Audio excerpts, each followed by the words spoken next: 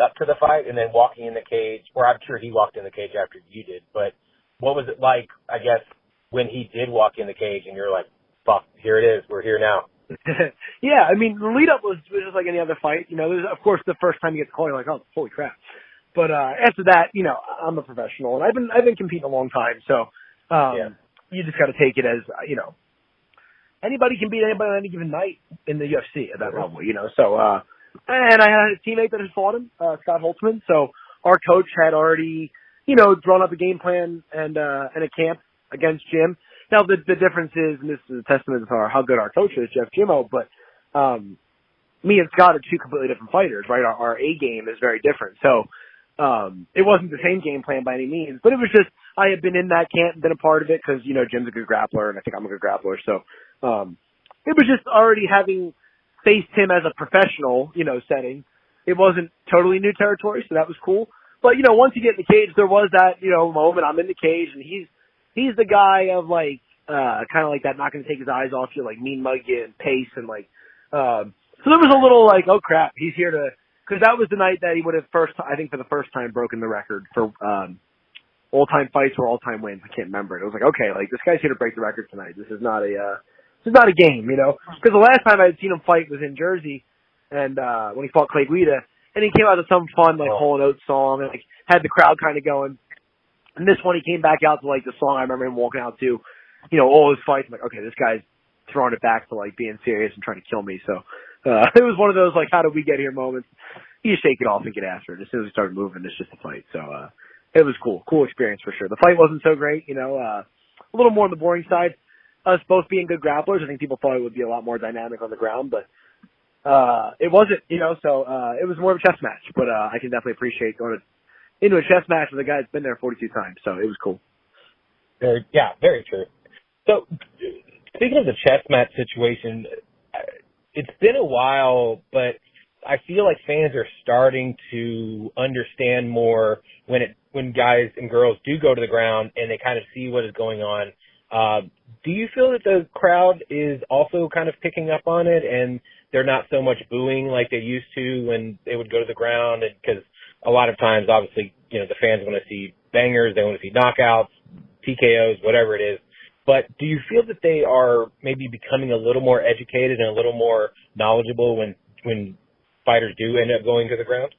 Yeah, I think so. You know, I think it's a couple things. I think, and this is all just, you know, deductive reasoning. There's no proof, I guess. I can't, like, point to any set thing. But, you know, I think the Apex cheered a lot of that because, you know, if you notice, I can't recall a stand-up that I saw in the Apex, right? Because there's no crowd booing. So during the COVID era, I think fans started to watch the ground game because they let it unfold without that pressure of, you know, they're going to stand it up. And I think they probably got a new appreciation for it and gone, okay, it's exciting.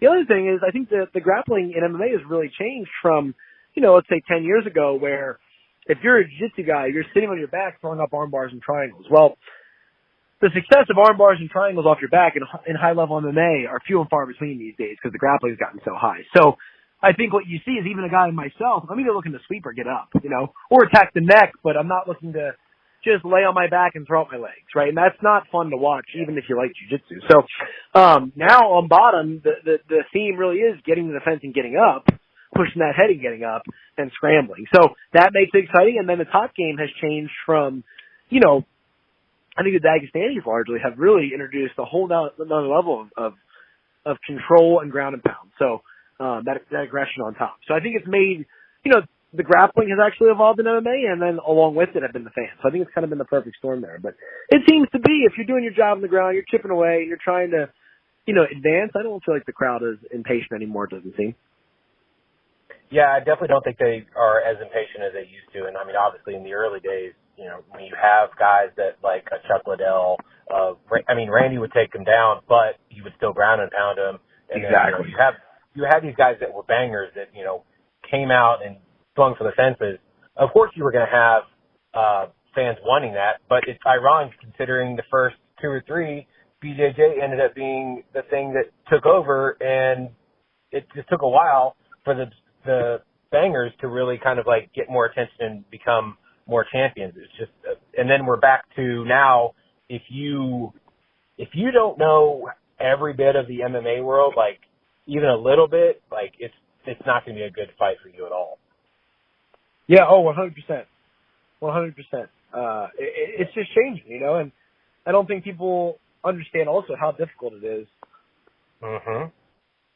You know, to actually do something against another guy that's equally as skilled. Or on the flip side, you know, I've had fights like Wyman or even Miller a little bit. When you're on the ground, it becomes a grappling match. You get the other side where, you know, your opponent is strictly trained and his whole game is built around getting up, and your whole game is about trying to hold him down. It is really tough to hold someone down against their will, who's trained, you know, their entire career at getting up and letting strikes go along the way and being dangerous. So it's like, I don't think people understand that. It is really difficult, man. Like, you see it on the fence a lot. Fans still do a lot. Man, that is one of the most underrated parts of fighting that is difficult, is cage grappling, you know.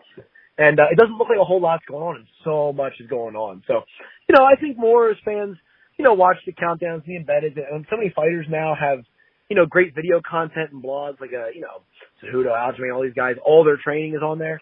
I think that's really good for the fans to see and to start to get inside the mind of fighters and also the technique, even if they don't train. So it's coming along. You know, we can't complain. It's a heck of a lot better than the Just Bleed guy of 30 years ago. So it's getting better and better. It's true. Well, it's also good that you have, you know, like the commentators like a Michael Bisping or a Felder or, I mean, DC does a great job, especially when, like you're saying, when they do get to the cage part, they're commenting about how those men and women are making their bodies heavier. And you wouldn't really understand what that means except for the fact that you're looking at, okay, this person has their arms around them trying to, you know, hold them against the fence. But if their opponent is putting their entire body weight on those arms are going to be very tired very quickly, and they're not going to be useful once they get away from that cage. Absolutely, yeah. And that's the thing is, like, it's tiring for both guys, and that's the only people understand is the punching, kicking, moving, takedowns, you know, everything's tiring, but we're trained for that. Is even when you're well trained, you can only squeeze for so long and fill your arms with so much blood, you know, and lactic acid. So it's tough. Fighting is one of those sports where, you know, you got to remember, like, even if you watch football, we've all played a little bit of this stuff with our friends growing up and done a little bit.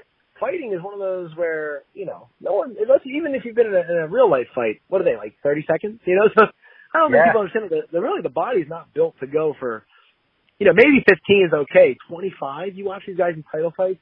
I think if somebody could feel what a sparring round was like, you'd have a newfound respect for these guys that are in main events title fights, because that is a long time to ask that of your body, and while performing at a high level and not looking tired. You know, it's amazing. It really is. Yeah, it's so true. There's been so many times, you know, you don't see it as much with the heavyweight guys anymore, but you definitely saw it before with the heavyweights that, you know, if it got past the second or third round, they are sucking wind. After the round, they are putting their hands on their hips and on their knees, trying to get in as much air as possible. And it's like you said, like, these dudes are used to fighting for maybe 1 round, 2 round tops. But again, after that, like, they are just sucking wind. Their cardio's not where it needs to be because they're relying more on their power than they are anything else. And so, you know, I don't know how many rounds they were training for or how much they do train for that kind of stuff. But, you know, you need to, obviously, you've seen the evolution, especially now at heavyweight when you got John Jones on top, that you got to pick it up when it comes to your cardio, because you got to go all 5 rounds and even prepare for a 6th round, even though that's never going to happen. Yeah, absolutely. And this is the era of, you know, everyone's a fighter now. Everyone's tough. That's a prerequisite. Now it's the era of the professional athlete. You know, you can be a great fighter and scrappy and all of that, but, you know, there's so many ways to gain advantages and to, you know, take care of your body and peak at the right times and all these things that if you do ignore that, you'll be left in the dust, you know. And I think that's the other thing that fans don't understand is so much goes into this with the weight, everything, you know. And, it's a whole other aspect to appreciate when you come to learn about it. And that's what I love so much about the fight game is that you can learn as much as you want, but you're not going to know everything. You know, especially if you are a fighter, you're never going to be perfect because nobody is. And like we were kind of talking about earlier, there might be somebody that does something just the tiniest bit different that is going to completely spin everything you were working on out, and it's not going to work anymore. So, as a fan, I love learning more and more about the fighters and the different ways that they're training. Like, I remember watching Vanderlei Silva. I mean, obviously his nose was completely messed up for a long time, but he would train with a snorkel on because he knew that he was just working on a different way for cardio. And then you see a bunch of these other, athletes just going balls to the wall when it comes to their cardio or some training. And then, maybe they'll take a week or a day off or whatever, but it's just the different ways of training has always fascinated me. Oh, absolutely. And that's the thing is it's always evolving. It's always changing. And you have to know, and that's right, I guess, with your coaches too, you have to know what to apply and what not to. Because there is a lot of fads and things that come and go.